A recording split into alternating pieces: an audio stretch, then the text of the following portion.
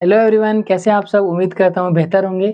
तो आज ये रीजनिंग का एनटीपीसी यानी एनटीपीसी सीबीटी 2 का जो एग्ज़ाम है आपका 13 अक्टूबर से और आज करीबन 27 या 28 तारीख है। तो कुछ जो है 10-12 दिन बचे हैं। उसमें से आप जब तक एग्ज़ाम चलेगा तब तक आप रीजनिंग देख सकते हैं सीबीटी 2 यानी मेंस का पेपर जो कि काफ़ी हार्ड लेवल का माना जाता है, अर्थमेटिक लेवल का माना जाता है, एकदम अच्छा-अच्छा क्वेश्चन आता है और इसमें ज़्यादातर कथन निष्कर्ष आते हैं और एक दो टाइप का क्वेश्चन आता है वो भी मैंने डाला है। तो आशा करता हूँ कि ये क्वेश्चन आपको अच्छा लगेगा और अगर अच्छा लगेगा तो हमारे साथ बने रहिएगा, नहीं तो आपके पास भी ऑप्शन है, ठीक? तो ये रीजनिंग का प्रैक्टिस सेट बाय सेट चलेगा। ये प्रैक्टिस सेट अभी 1 है, प्रैक्टिस सेट 2, 3, 4, 5 इस तरह आते रहेगा, ठीक? तो उम्मीद करते हैं ये अच्छा लगेगा। शुरू करते हैं पहला क्वेश्चन की ओर। पहला क्वेश्चन हाँ, ये जो क्वेश्चन है ना आपका, इसी टाइप का पहले क्वेश्चन आएगा, ठीक? ये यहाँ से पहले कोड दिया हो रहेगा, उसमें अंक भी रहेगा, लेटर भी रहेगा और एबीसीडी अक्षर भी रहेगा, ठीक? तो उसमें से दिया रहेगा और ये बायाँ होता है, ये दायाँ होता है और बीच में बोलेगा कि इसके कितना के बाद ये दायाँ से कितना है, बायाँ से कितना है। आइए देखते हैं इसमें क्या पूछा हुआ है। बोला है कि निम्नलिखित अक्षर समूह में बाएँ से दाएँ यानी ये बायाँ और ये दायाँ, तो बाएँ से दाएँ, बाएँ से दाएँ। बाएँ से दाएँ कितने अक्षर हैं? एबीसीडी वाले कितने अक्षर हैं जिनमें प्रत्येक के तुरंत बाद एक विषम संख्या और ठीक पहले एक सम संख्या, तुरंत के बाद एक विषम संख्या और पहले एक सम संख्या, ठीक? तो कितना लेटर है जिसके तुरंत बाद एक विषम संख्या और पहले सम संख्या, तो कितना लेटर है उसके पहले सम संख्या है, कितना लेटर है ना? तो कितना लेटर है अगर ए लिखें तो ए के पहले सम संख्या है, उसके बाद विषम संख्या है, ठीक? पहले सम संख्या बाद में विषम संख्या, एक बना ये कोड, ठीक? उसके बाद लेटर है, लेटर के बाद कोड है, पहले है विषम संख्या बाद में है सम संख्या, पहले सम संख्या बाद में विषम संख्या 2।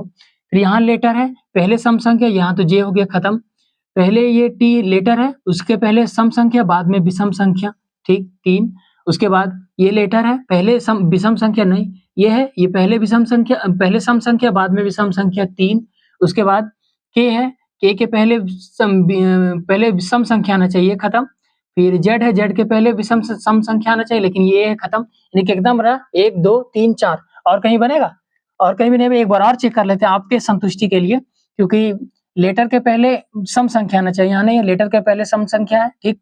लेटर के पहले सम संख्या, विषम संख्या, लेटर के पहले सम संख्या, विषम संख्या, लेटर के पहले सम संख्या, विषम संख्या और लेटर के पहले सम संख्या, विषम संख्या, यानी कि इतने बड़ा सीरीज में केवल 4 ही ऐसे आए हैं जिसमें पहले सम संख्या और बाद में विषम संख्या है। कितने हैं? तो 4, जिसमें 4 में तो ऑप्शन कौन सा होगा हमारा? तीसरा, यानी कि पहला का आंसर हो गया। और ये इस तरह का क्वेश्चन एनटीपीसी यानी रेलवे का कोई भी एग्जाम हो पूछता है, ठीक? तो ये और एक कथन निष्कर्ष। तो ये बायां से दायां इसको काउंट करना था, पहले ऐसा कितना लेटर है जिसके पहले सम संख्या है बाद में विषम संख्या है, तो टोटल 4 लेटर है, ठीक? नेक्स्ट क्वेश्चन नंबर दूसरा।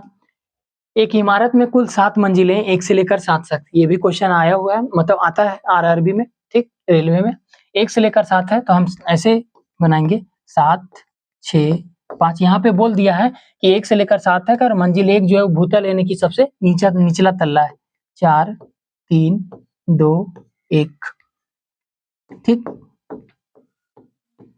उसके बाद ए बी सी डी जी, ए से लेकर जी तक 7 गो व्यक्ति हैं, किसी न किसी मंजिल पर रहते हैं, कि जरूरी नहीं कि इसी क्रम में हो, यानी कि एक जो है भूतल पर है तो जी जो है भूतल पर होगा, नहीं, किसी न किसी मंजिल पर रहते हैं। तो आइए इसको देखते हैं। बोल रहा है सी जो है वो 5वीं मंजिल पर है, सी जो है वो 5वीं मंजिल पर है, ठीक? सी जो है वो 5वीं मंजिल पर है। अब बाकी जो बचेगा उसको छोड़ दीजिए, पहले सी से रिलेटेड कहाँ दिया हुआ है वो देखिए।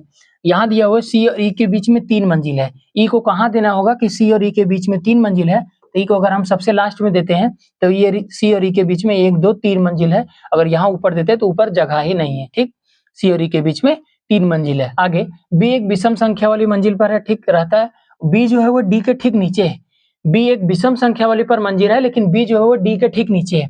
अगर बी जो है वो, अगर यहाँ पे डी देते, बोला है डी और ए के बीच में 2 व्यक्ति है, डी और ए के बीच में, डी और ए के बीच में 2 व्यक्ति, अभी इसका जिक्र नहीं किया है। आगे देखते हैं, बी जो है वो डी के ठीक नीचे है, बी जो है वो डी के ठीक नीचे है और डी ए के बीच में 2 व्यक्ति, अगर यहाँ ए दे देते हैं तो यहाँ पे दोनों के बीच में 1 व्यक्ति होगा। अब अगर हमारा आगे भी ऑप्शन है तो हम ऊपर जा सकते हैं, तो ए अगर सबसे ऊपर देते हैं तो डी और ए के बीच में 2 व्यक्ति हो गया, 5 और 6, और डी बी जो है वो डी के तुरंत नीचे है, यानी कि हमारा ये और ये तुरंत बैठ गया, सी और ये भी बैठ गया। बोल रहा है बी एक विषम संख्या वाली मंजिल पर रहता है, बी विषम संख्या वाली मंजिल पर हो गया ना 3, बी विषम संख्या पर हो गया। उसके बाद जी जो है वो किसी अभाज्य संख्या पर नहीं रहता, बी जो है किसी अभाज्य संख्या वाली मंजिल पर नहीं रहता। अभाज्य संख्या 2, 3, 5, 7, तो 2, 3, 5, 7 किसी में नहीं रह सकता, कौन? जी। 2 खाली है, 3 भरा हुआ, 5 भरा हुआ, 6 7 भी भरा हुआ है, यानी कि अभाज्य संख्या एक ही को खाली है 2, जिसपे वो जी नहीं रहेगा, तो हमारा जाहिर सी बात है जी यहाँ आ जाएगा, और जो छूट गया अल्फाबेट में वो दूसरा नंबर पे आ जाएगा। तो कौन छूट गया? A B C D E F H आ गया साथ, अच्छा ए है ना, हाँ एच आ गया, ए है, तो कौन छूट गया? एफ छूट गया। एफ जो होगा वो यहाँ पे होगा दूसरा नंबर पे। तो यही बोला है कि एफ के ठीक ऊपर कौन सा होगा, एफ के ठीक ऊपर, तो एफ के ठीक ऊपर कौन होगा? बी। एफ के ठीक ऊपर कौन होगा? बी, यानी कि इसका ऑप्शन हो जाएगा बी नंबर, यानी सेकंड नंबर बी, एफ के ठीक ऊपर होगा बी। इसको अरेंजमेंट करना पड़ता है कि पहला से दूसरा तल्ला, 7वां तल्ला तक, और ए से बी से कौन इस क्रम में बैठा हुआ, कौन से तल्ले पर बैठा हुआ। ठीक, नेक्स्ट क्वेश्चन नंबर अरविंद प्रिया क्या क्या फलना चिलना ढकना, सीटिंग अरेंजमेंट का ये क्वेश्चन है। ठीक, आइए इसको बनाते हैं। 8 गो व्यक्ति है, शुभम रिधि, एक अष्टकोणीय, ये वृत्त में नहीं है, अष्टकोणीय है। अष्टकोणीय का कहना है मतलब 8 गो कोना होगा।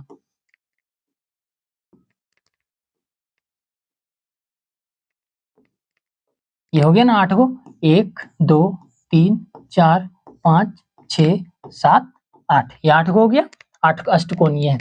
कुणाल महक और आशीष के बीच में है, अभी कहाँ है कौन नहीं पता है। काजल प्रिया और अरविंद के बीच में है, शुभम रिधि के निकटतम बाईं ओर है, अरविंद आशीष के दाईं ओर से तीसरे स्थान पर है। हम अगर लास्ट से उठाते हैं, अरविंद आशीष के दाईं ओर से तीसरे स्थान पर है। अरविंद जो है वो अरविंद आशीष के दाईं ओर से तीसरे स्थान पर है, मान लेते हैं हम आशीष यहाँ पे है। ठीक, मान लेते हैं आशीष यहाँ पे बैठा है, तो अरविंद जो है आशीष के दाएं से तीसरे स्थान पर है, 1 2 3, यहाँ पे है अरविंद। ठीक, हम इसको माने हैं, अगर कुछ गलत होगा फिर से मिटाना होगा। अरविंद आशीष के दाईं ओर से तीसरे स्थान पर है, और अरविंद और आशीष से कुछ रिलेटेड दिया हुआ है, वहां पे हम चलेंगे।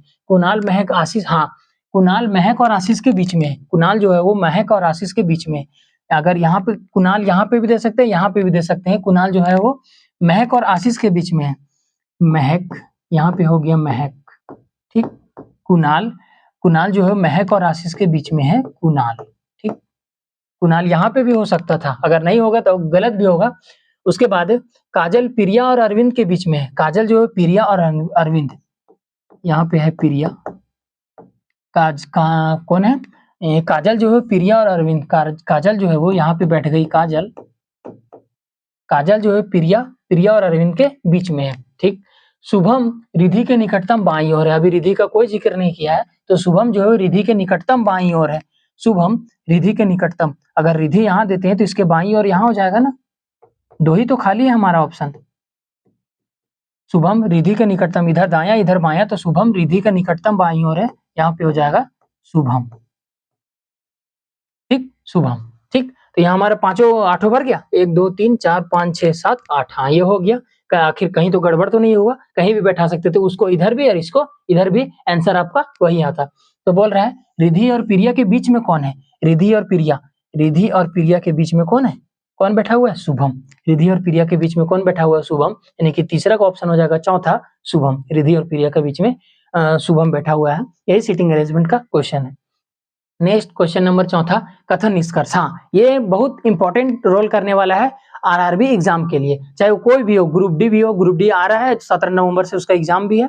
उसके बाद आपका ये लिंक, आपका मैसेज या ईमेल में एक लिंक आया होगा कि आपका एप्लीकेशन एक्सेप्टेड हुआ या रिजेक्टेड हुआ, और रिजेक्टेड हुआ तो कौन कारणों से हुआ, या फिर आप आरआरबी के वेबसाइट में जाके चेक कर सकते हैं कि एक्सेप्ट हुआ या रिजेक्ट हुआ। ठीक, तो ये कथन निष्कर्ष का आरआरबी में बहुत हद तक पूछता है। तो चौथा क्वेश्चन में क्या कहता है, कुछ भी पी है, क्या बना है, यहाँ पे बनाते हैं कुछ भी, मान लेते ये भी है, कुछ भी, इसमें से कुछ भी, ये जो है कुछ भी वो पी है। ठीक, कुछ एफ भी है, जो एफ में है, कुछ एफ भी है, कुछ एफ, यानी भी का जो कुछ हिस्सा है वो एफ है, और भी का जो कुछ हिस्सा है वो पी है, लेकिन ये दोनों अभी आपस में जुड़ा हुआ नहीं है, और यहाँ बोलवो नहीं किया, कुछ नहीं बोला है। ठीक, अब निष्कर्ष क्या कहता है कि कुछ एफ भी है, कुछ एफ भी है, एफ से भी का कोई रिलेशन है, समझ ना, पहला गलत। दूसरा, कुछ भी एफ है, कुछ भी एफ है, हाँ, या तो कुछ एफ भी है या तो कुछ भी एफ है, यानी कि हमारा दूसरा जो है वो सही हुआ, केवल निष्कर्ष दूसरा सही होगा, केवल दोनों एक दो, केवल तीसरा ऑप्शन केवल दूसरा निष्कर्ष अनुसरण करता है, तो केवल दूसरा, कुछ एफ भी है, एफ से भी, एफ और पी से कोई संबंध नहीं है, और दूसरा ऑप्शन है कुछ भी एफ है, यानी कि यहाँ पे ये कुछ भी एफ है, कुछ भी एफ है, यानी कि दूसरा हमारा अनुसरण करता है, ठीक। नेक्स्ट क्वेश्चन नंबर 5वां, आप ये कोड दिया हुआ है, अल्फाबेट, अल्फाबेट ये और एट द रेट, यानी इसका मान क्या होगा जो कि इस दोनों को करने पर 12 आ जाए, फिर इसका मान क्या होगा इस दोनों को करने पर 12 आ जाए, ठीक। तो अगर हम हैज का मान, अगर हम इंटू कर देते हैं और एट द रेट का मान अगर प्लस कर देते हैं या फिर माइनस कर देते हैं, माइनस करके देखते हैं पहले, तो ये दोनों को इंटू करेंगे, 5 तिया 15 और -3 घटा देंगे तो हमारा 12 प्राप्त होगा। अगर आगे प्राप्त होगा तो ठीक है, नहीं तो चेंज करना होगा। जैसे 7 दूनी 14, अगर इसको गुना करेंगे तो 7 दूनी 14 और 14 में अगर -4 करेंगे तो 10 आ जाएगा। हाँ, तो ये बन गया कि हैज का इंटू हो गया, यहाँ पे इंटू करना होगा, यहाँ पे माइनस करना होगा, है ना, यहाँ पे इंटू करना होगा, यहाँ पे माइनस। उसी तरह से 2 गुना 9 माइनस 5 बराबर क्या आएगा, तो 9 दूनी 18 में 5 गया 13, 9 दूनी 18 में 5 गया 13, तो इसका आंसर होगा 13, यानी कि कोई ऑप्शन नंबर 3 इसका आंसर होगा 13। एट हैज का मतलब है इंटू और एट द रेट का मतलब है माइनस, कुछ भी हो सकता है, भागा माइनस प्लस गुना भागा कुछ भी हो सकता है, हैज की जगह ABCD भी दे सकता है, ठीक।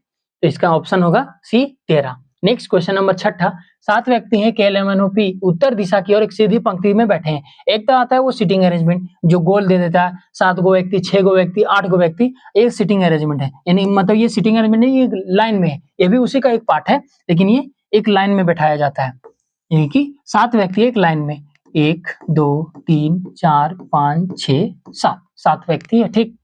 P के बाएं केवल 4 व्यक्ति हैं, अगर ये केवल बोल देता है ना, केवल P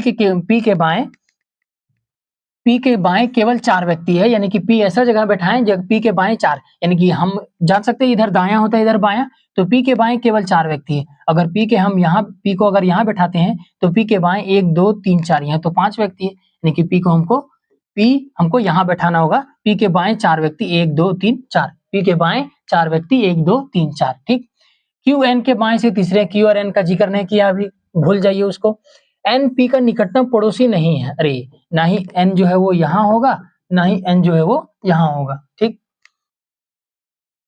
ठीक, आगे उसके बाद ML के बाएं से तीसरे, M और L भी नहीं हुआ है, K जो है M के बाएं है, K और M भी नहीं हुआ है, तो बनाए क्या, अरे बनाए क्या, यानी कि N हमारा यहाँ भी नहीं बैठेगा, यहाँ भी नहीं बैठेगा, और बोल रहा है Q जो है N के बाएं से तीसरे स्थान पर है, यहाँ भी नहीं होगा, अगर यहाँ दे देते हैं तो इधर बायां तीसरा तो ये बाहर चल जाएगा, लेकिन हमको सीधा यहीं पे बैठाना होगा, क्योंकि अगर N ना ही यहाँ है और ना ही यहाँ है, N जो है वो P के अगल बगल है ही नहीं, अगर यहाँ बैठाते हैं तो QN के बाएं से तीसरे स्थान पर, अगर इधर तीसरा जाएंगे तो ये बाहर हो जाएगा, यानी कि हमको N जो है वो वहीं बैठाना होगा, ठीक। तो QN के बाएं से तीसरे स्थान पर है, उधर दायां होता है इधर बायां, 1 2 3 यहाँ पे Q है, ऐसा ये नहीं बोला है कि P के बगल में Q नहीं है, P के बगल में N नहीं है, ऐसा ये बोला है, ठीक।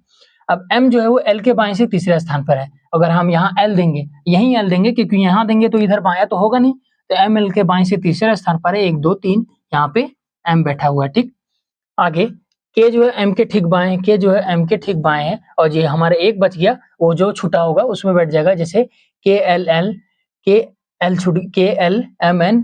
छूट गया ना, तो हमारा O जो हो जाएगा वो यहाँ हो जाएगा। तो बोला पंक्ति के अंतिम बाएं छोर पर कौन बैठा है, इधर दायां इधर बायां, अंतिम पे बाएं छोर पर कौन बैठा है, O, अंतिम बाएं छोर पर कौन बैठा है, O, यानी कि तीसरा ऑप्शन हो जाएगा इसका O। ये सिटिंग अरेंजमेंट का एक हिस्सा है जो एक लाइन में बैठाता है, 7 व्यक्ति की जगह कुछ भी दे सकता है, 6 व्यक्ति, 5 व्यक्ति, 4 व्यक्ति, 3 व्यक्ति, कुछ भी दे सकता है, ठीक। तो इसका ऑप्शन हो जाएगा तीसरा, बाएं छोर पर O है, अगर दाएं छोर पर पूछता तो N है, ठीक। नेक्स्ट क्वेश्चन नंबर 7वां, यदि 8 मार्च 1996 को शुक्रवार था, ये कैलेंडर का क्वेश्चन है, कैलेंडर का क्वेश्चन भी RRB में आता है। 8 मार्च 1996 को शुक्रवार है, तो 7 अप्रैल 2006 को कौन सा दिन होगा? हम सबसे पहले अगर कुछ भी देता है ना, तो पहले यहाँ पे ईस्वी देखते हैं। अगर ईस्वी अगर लीप ईयर हो, तो फरवरी और मार्च का कोड बदल जाता है आपस में। जनवरी का 2 हो जाता है और फरवरी का 6 हो जाता है। लेकिन अगर लीप ईयर ना हो, तो दोनों का 3-3 होता है, फरवरी और मार्च का। फरवरी और मार्च का मार दो, फाड़ दो, 3-3, यानी कि जनवरी और फरवरी का चेंज हो जाता है हमेशा। तो ये 2006 जो है वो लीप ईयर नहीं है। तो इसको बनाएंगे कैसे? पहले कोड लिखेंगे, पहले 7 का 7 लिखेंगे, पहले 7 का 7 लिखेंगे प्लस, अच्छा से लिख देते हैं, 7 का 7 प्लस, फिर अप्रैल, आप अच्छे हैं, अप्रैल यानी कि 6 में आता है अप्रैल, फिर 1900 का 0, 200 2000 का 6, ये कोड होता है 1900 से 1999 तक 0, फिर 2000 से 2099 तक 6, ऐसा कोड होता है, ठीक। तो 2000 का 6, फिर 6 का एक बार 6 लिखेंगे, ये जो लास्ट वाला अंक है ना, वो उसका एग्जैक्ट लिखेंगे और उसको एक बार 4 से भागा देके भागफल लिखेंगे। तो 4 को 4 से भागा देंगे, भागफल 4 एकम 4, यानी कि आया कितना? 1। 2 जो शेषफल बचा वो नहीं, एक भागफल लिखना है और इसको सप्ताह में कितने दिन होते हैं? 7, उससे डिवाइड कर देना है। तो ये तो 7 से 7 कट गया, 6 तिया 18 और 1 19, है ना, 19/7, यानी कि इसको रिमाइंडर कितना बचा? 7 दूनी 14, तो बचा रिमाइंडर 5। और 5 में कौन सा दिन होता है? तो 5 में कौन सा दिन होता है? तो मंडे, ट्यूसडे, वेडनेसडे, थर्सडे और फ्राइडे। तो 5 में कौन सा दिन होगा? फ्राइडे, यानी कि शुक्रवार। फ्राइडे यानी कि शुक्रवार। 5वां में कौन सा दिन होगा? शुक्रवार। 5वां में कौन सा दिन होगा? शुक्रवार। 6ठा में कौन सा दिन होगा? शनिवार। और 7वां में रविवार। सप्ताह में 7 दिन और अंत दिन रविवार, यानी कि सोमवार से हमारा स्टार्ट होता है। ये सीधा सीधी कोड याद करने का ट्रिक है। सोमवार से 1, सोम, मंगल, बुध, बृहस्पति, शुक्र, शनिचर, इतवार, 1 से लेकर 7 तक। फिर सोमवार से 1 से स्टार्ट हो जाएगा। तो 5 जो रिमाइंडर आया उसमें कौन सा दिन है? फ्राइडे, यानी कि 7 अप्रैल 2006 को कौन सा दिन होगा? शुक्रवार होगा। आप कैलेंडर में देख सकते हैं अगर भरोसा नहीं है तो, ठीक। नेक्स्ट क्वेश्चन नंबर 8वां, दिए गए कथन विचार करें और बताएं कि कौन सा सही है या फिर इसमें निहित है या नहीं। कथन क्या कहता है कि यदि तुम कड़ी मेहनत नहीं करोगे तो मैं तुम्हें नौकरी से निकाल दूंगा। विभाग अध्यक्ष द्वारा एक जूनियर को कहा गया कथन, है ना। एक आपको एसएससी जो चेयरमैन है वो एसएससी स्टूडेंट को क्या कह रहा है कि यदि अगर तुम कड़ी मेहनत नहीं करोगे तो मैं तुम्हें नौकरी से बर्खास्त कर दूंगा, यानी कि निकाल दूंगा। ये एसएससी चेयरमैन के द्वारा, यानी कि विभाग अध्यक्ष द्वारा जूनियर को, उससे जूनियर यानी स्टूडेंट को कहा गया कथन। तो आपकी धाराएं क्या क्या है, आप क्या क्या कर सकते हैं या नहीं। धाराएं 1 क्या कहता है कि विभाग अध्यक्ष द्वारा दी गई चेतावनी के परिणाम स्वरूप जूनियर कड़ी मेहनत कर सकता है। विभाग अध्यक्ष द्वारा दी गई चेतावनी के परिणाम स्वरूप अगर वो उसको नहीं बोलेगा फिर भी वो कड़ी मेहनत करेगा? हाँ, करबे करेगा, क्योंकि उसको पास होना है, नौकरी लेना है। नेक्स्ट दूसरा क्या कहता है कि कोई भी जूनियर वर्तमान में कड़ी मेहनत नहीं कर रहा है। ये तो गलत बात है, यहाँ से इसको मैच करना चाहिए, जो कि बिल्कुल मैच नहीं कर रहा है, क्योंकि कोई भी जूनियर वर्तमान में कड़ी मेहनत नहीं कर रहा है, ये तो गलत बात है। आजकल आपका हर कंपटीटर हर एक कोने में पढ़ाई कर रहा है। अगर आप भरोसा नहीं है तो आप उसका फाइनल रिजल्ट या फाइनल मेरिट लिस्ट में आप उसका देख सकते हैं कि हर एक जो कोना, हर एक जो आपका मित्र है वो हर एक कोने में कहीं ना कहीं छुप के पढ़ रहा है। इसलिए आप गुटरबाजी नहीं करें, एक कोने में जाकर आप भी पढ़ें, क्योंकि आपका दोस्त जो है वो कहीं ना कहीं छुप के आपसे छुप के पढ़ रहा है। तो कोई भी जूनियर वर्तमान में कड़ी मेहनत नहीं कर रहा है, ये जो है वो हमारा गलत हो जाएगा। केवल पहला सही होगा कि अगर विभाग अध्यक्ष अगर हमको आपको ना भी कहे मेहनत करने के लिए तो आप मेहनत करते हैं, उससे एग्जाम देते हैं और नौकरी भी लेते हैं। तो इसका पहला धाराएं बिल्कुल सही होगा। केवल धाराएं 1, यानी कि इसका ऑप्शन नंबर 4, केवल धारणा 1 इसमें निहित है। केवल धारणा 1 इसमें निहित है, ठीक। नेक्स्ट क्वेश्चन नंबर 9वां, दिए गए कथनों को सत्य मानते हुए कथन और निष्कर्ष, इसमें कुछ ज्यादा क्वेश्चन है, 4 से 5 क्वेश्चन है, तो कथन निष्कर्ष इसमें ज्यादा पूछता भी है। कथन क्या है कि भारत में शिक्षा अब अभी भी पारंपरिक तरीकों का उपयोग करके पढ़ाते हैं। पारंपरिक तरीके यानी कि जैसे आप लोग देख सकते होंगे, एसएससी का जो टीचर है वो यूट्यूब में बहुत सारा है, अनगिनत है। क्या करते हैं कि हर साल एक ही कोर्स बेचते हैं, हर साल एक ही कोर्स बेचते हैं, उसको पढ़ाते हैं, है ना। हर साल रिवीजन करते हुए उसी चीज को पढ़ाते हैं, यानी कि कुछ उसमें नया ऐड करती ही नहीं है। क्योंकि अभी जो इडीक्विटी आया है, ये टीसीएस की जगह अगर इडीक्विटी आया है तो उसको चेंज करते हैं। अब पैटर्न जो है वो चेंज करेंगे, अब नया सिलेबस से पढ़ाएंगे। लेकिन टीसीएस से तो पहला सेम जो पिछला साल जो 699 में मिला कोर्स, इस साल 599 में मिला। हर साल मतलब कि एक ही है। तो वही बोल रहा है कथन कि भारत में शिक्षक अभी भी पारंपरिक तरीकों का उपयोग करके पढ़ाते हैं और शिक्षण के आधुनिक तरीकों से अवगत नहीं है कि आधुनिक यानी कि मॉडर्न जमाना में अब आगे क्या टेक्नोलॉजी आया, क्या उसको पढ़ाना चाहिए या नहीं, उसे वो ये अवगत है, यानी कि उसको मालूम नहीं है टीचर को। तो आपको कार्यवाही क्या करनी चाहिए कि शिक्षकों को शिक्षण पद्धति को बदलने के लिए अभिविन्यास कार्यक्रम आयोजित किए जाने चाहिए। क्योंकि शिक्षण पद्धति को बदलने के लिए, क्योंकि अब हमारा टीसीएस से बदलकर क्या हो गया, एडिक्विटी, तो हमारा जो पैटर्न का लेवल है, सिलेबस का जो लेवल है उसको बदलना चाहिए, है ना। टीचरों को अपना अभिमान या अपना पढ़ाने का तरीका बदलना चाहिए, पहला सही है। दूसरा क्या कहता है कि आधुनिक तरीकों का उपयोग करने वाले अध्यापकों के लिए वेतन वृद्धि होनी चाहिए। जो आधुनिक तरीकों से पढ़ा रहे हैं उसका वेतन बढ़ाना चाहिए। ये तो कहीं ना कहीं इससे मैच नहीं कर रहा है ना, क्योंकि आप वेतन बढ़ाने या ना बढ़ाने से इसमें पारंपरिक तरीकों का मतलब इससे मैच नहीं खाता है। लेकिन जो पहला है वो बिल्कुल मैच खाता है कि इसमें अगर कार्यक्रम आयोजित किया जाना चाहिए जो पद्धति को पढ़ा रहे हैं टीचर, उसके अलावा एडिक्विटी आ गया है तो क्वेश्चन हमारा चेंज करना चाहिए, ठीक। तो हमारा इसका दूसरा जो हो जाएगा गलत हो जाएगा, केवल पहला सही होगा, है ना। यहाँ पे बोला आधुनिक तरीकों का उपयोग करते हुए अध्यापकों के लिए वेतन वृद्धि हो जाए। वेतन जो है वो अगर टीचर यूट्यूब में पढ़ा रहा है तो उसका जो सैलरी आता है वो तो यूट्यूब से ही आता है, पढ़ाने से उसका कोई लेना देना नहीं है। मतलब कहने का मतलब जो ऊपर जो सरकारी, यानी कि आप मान लीजिए आप एसएससी का तैयारी कर रहे हैं, एसएससी का तैयारी कर रहे हैं किसी और टीचर से कर रहे हैं, तो टीचर को सैलरी आप पैसा दे के पढ़ रहे हैं, ठीक। तो टीचर जो है आपको पढ़ा रहा है, लेकिन टीचर को जो एसएससी, अगर आप एसएससी का पढ़ रहे हैं तो टीचर एसएससी जो है वो टीचर को सैलरी नहीं देगा। आप टीचर से पढ़ रहे हैं तो आप टीचर को ना पैसा देंगे, टीचर को तो ऊपर से इनकम नहीं आएगा, वो तो आपसे कमा रहा है। तो ये भी वही बोल रहा है कि उसको टीसीएस या एडिक्विटी पैटर्न को बदलने के लिए उसके वेतन में वृद्धि करनी चाहिए। इसका तो वेतन में जिक्र है ही नहीं, ये तो हमारा दूसरा सीधा-सीधी गलत हो जाएगा। पहला सही होगा कि उसका तरीका जो है वो टीसीएस की जगह एडिक्विटी आ जाए, या फिर एडिक्विटी की जगह कल जाके कोई और वेंडर आ जाए, तो उसको तरीका जो है एग्जाम का बदलना चाहिए। नहीं कि इसका कथन जो है एक निर्धारित है, यानी कि इसका दूसरा ऑप्शन होगा केवल एक अनुसरण करता है, दूसरा गलत है। ये कथन निष्कर्ष बड़ा अच्छा टॉपिक है, ठीक। नेक्स्ट 10वां क्वेश्चन, ये डायरेक्शन टेस्ट का है। रवीश जो कुमार है दक्षिण की ओर मुंह करके दौड़ता है। पहले हम east west north south direction बना लेते हैं। ईस्ट वेस्ट नॉर्थ साउथ मान लेते हैं वो बीच में खड़ा हुआ है, ठीक। बोल रहे दक्षिण की ओर मुंह करके दौड़ना शुरू करता है, दक्षिण इसका ये रहा, इसके दौड़ना और शुरू करता है और वो 20 मीटर दौड़ता है। यहाँ पे 20 मीटर दौड़ा, उसके बाद फिर वह बाईं मुड़ा। अगर वो दक्षिण की साइड है और बाईं मुड़ेगा तो कहीं ना कहीं वो पूरब की ओर मुड़ेगा, बाईं मुड़ेगा यानी कि पूरब की ओर मुड़ेगा और 30 मीटर दौड़ता है, ठीक। 30 मीटर दौड़ता है, उसके बाद वो फिर से बाईं मुड़ा, पूरब की ओर है और बाईं मुड़ता है तो वो उत्तर की ओर अबर जाता है और उत्तर की ओर जाके वो 70 मीटर दौड़ता है ना। ये थोड़ा लंबा होगा, 70 मीटर दौड़ता है ये, ठीक। उसके बाद 70 मीटर दौड़ता है, फिर वो अंत में बाईं मुड़ता है। अब उत्तर की ओर है और बाईं मुड़ता है तो अब पश्चिम की ओर आ जाएगा। हमेशा बाएं मुड़ता है तो बायां बायां बायां बायां, अगर कभी भी अगर दायां बोल जाता तो हमें वापस इधर से घूम जाते, तो हमेशा बायां बायां बोला है, ठीक। तो अंत में वो बाएं मुड़ता है और 30 मीटर चलता है। ये हमारा 30 मीटर चला, ठीक। ये 30 मीटर पश्चिम की ओर चला। उसके बाद प्रारंभिक बिंदु के संदर्भ में रवि जो है वो वर्तमान की स्थिति कहाँ है, यानी कि हम पहले जो रवि था यहाँ, अब जो है वो कहाँ है, तो कहाँ है, अगर दोनों में बोला है ना। संदर्भ में प्रारंभिक बिंदु के संदर्भ में रवि की स्थिति अब कहाँ है, यानी कि कितना मीटर दूर में है और किस दिशा में है। तो ये यहाँ था, यहाँ ऊपर गया, यानी कि कहाँ गया, वो उत्तर की ओर गया, ठीक। उत्तर से हमारा एक भी ऑप्शन है कटने लायक, उत्तर से एक ही गो है। हम चाहते तो ये मार के निकल सकते थे, 3 ऑप्शन बिल्कुल ही कट आउट है। और कितना दूरी पे है देख सकते हैं, अगर ये 20 मीटर गया, ये 30, यहाँ आप एक चीज देखिए, ये 30 मीटर गया, ये 30 मीटर गया, यानी 30 मीटर ये इधर गया, 30 मीटर ये इधर गया, बिल्कुल खत्म। अगर ये पूरी 70 मीटर ऊपर चढ़ा और यहाँ से यहाँ तक 20 मीटर चला, यहाँ से यहाँ तक 20 मीटर चला, तो यहाँ से जो यहाँ बचा वो बीच में कितना चला होगा, 50 मीटर।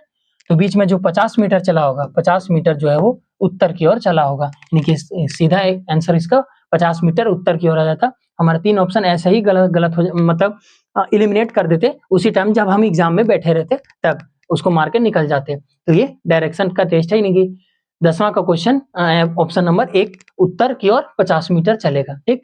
नेक्स्ट है, एक मोबाइल केंद्र में 88 मोबाइल फोन एक सीधी रेखा में व्यवस्थित किए जाते हैं।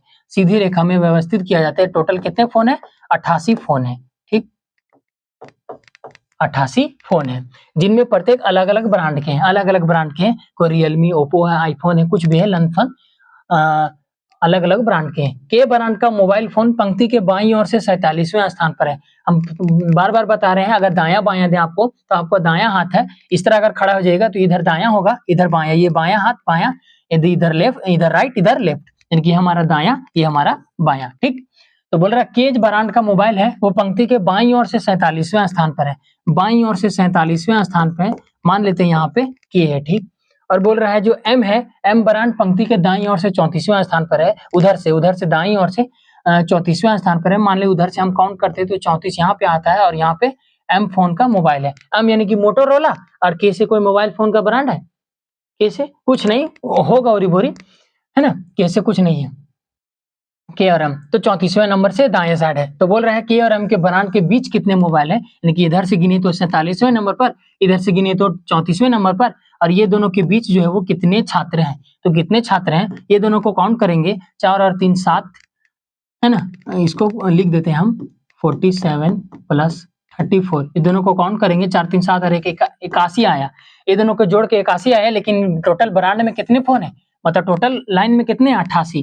तो टोटल 88 है, उसमें से अगर 81 घटा देते हैं आप तो बचता कितना 7, और ये दोनों के बीच में 7 फोन है। ये दोनों के बीच में कितना है 7, क्योंकि इधर से 34वां इधर से 47वां, दोनों को जोड़े और टोटल में घटा दिए तो बीच में हमारा निकल गया कितना टोटल फोन है।